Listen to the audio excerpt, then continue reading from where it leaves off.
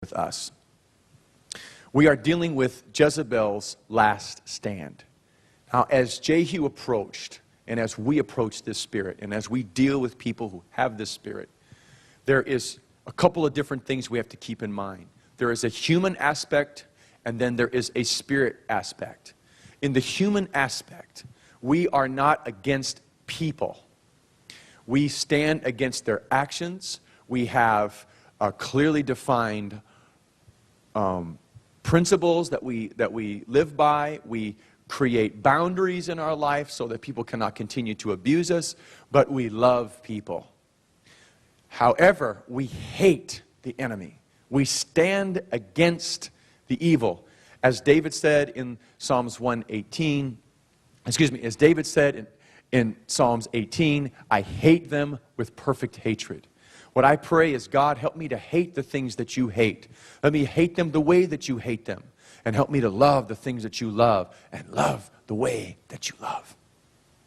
And so when Jezebel was exposed and Jehu came to bring her down, he understood it was the evil that he was standing against. And in this case, because it was an earthly kingdom, he was dealing with a woman that had to be dealt with on a carnal and an earthly level.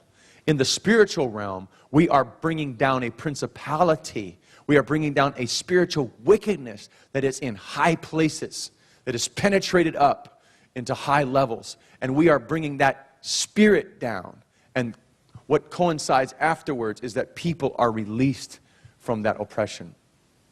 When Jezebel was confronted, number one, she was very well prepared. As I said earlier, she knew her history, A. B, she painted her face and arranged her hair. And C, she was very well informed. Her first line of attack shows the two aspects of her style of governing and her style of manipulation. The first is always seduction. It's never accusation. It's never meanness. The first layer of Jezebel is always this soft, almost irresistible, magnetic, charismatic, emotional, sensitive, intuitive person. That's the first thing. And then when it comes to the opposite sex, they will always seek to elicit some kind of a fleshly or carnal desire for them that will get you off base. Even if there is nothing that is done, if you feel the perversion or if you feel a lustful thought come through your mind, it will get you off base enough that you cannot proceed. It will stop you in your tracks. So the painting of the face is not just being worldly. The painting of the face was to create an illusion. Face painting is making yourself what you really are not and making someone fall in love with an element of perfection that really doesn't exist. It's why the models are all airbrushed on the covers of the magazines. No one actually looks that good. If we realize what they did after the photo is taken, we would recognize that those women are probably a whole lot less beautiful than what we think that they really are. But it creates an illusion that the flesh is after. And so this is what she tries to do. She tries to seduce. Whenever she is confronted, the first thing she does is to try to make you question why you would ever want to destroy such a lovely thing as her.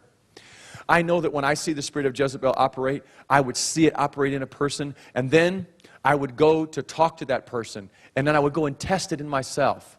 And immediately I would feel like, well, man, I must have totally missed this. Look at that, they're a sweetheart. They're lovely. There's something wrong with me. Then I go back and pray and say, God, I must just have a bad attitude. I must be judgmental. And God is saying, no, this is a seducing spirit that projects this image. It puts a face on for you. And we have to be aware of that when we're dealing with it. When under question, she can be very charming. Letter A. Letter B, her painted face is more than vanity. It is a part of a cover. Number 3. Number 1, she was well prepared. Number 2, she tries to seduce. But in her last stand, when she has nothing left, then she accuses. Accusations. This is the most powerful tool that Jezebel has. Letter A, accusation is a powerful form of manipulation. If I can get you to come down from your position of righteousness, then you do not have a motivation to continue to move forward. The Bible says the effectual fervent prayers of a righteous man avail much. If I can question your righteousness, your prayers will not avail. Accusation. Letter B, she tries to make you feel guilt for obeying God. When Jehu came and she could not enamor him with her painted face and her braided hair and her beautiful looks, the next thing she said was, had Zimri peace who slew his master, 2 Kings chapter number 9. She went straight to an accusation. She is accusing him of being like Zimri, who overthrew his master. Now, in actuality, Jezebel means illegitimate power. She is not legitimate in any way. Nothing about her is legitimate. She's not a legitimate queen. She's not in surrender. She's not in submission. She doesn't really bear the king's name. She's not even a Jew. She's not even a believer in Jehovah. And yet, she's going to try to put herself in a position of being a judge, and she's also going to try to make you feel as if you are violating God's principles by even talking to her or even thinking about trying to overthrow her. Had Zimri peace who slew his master. She used the word on him.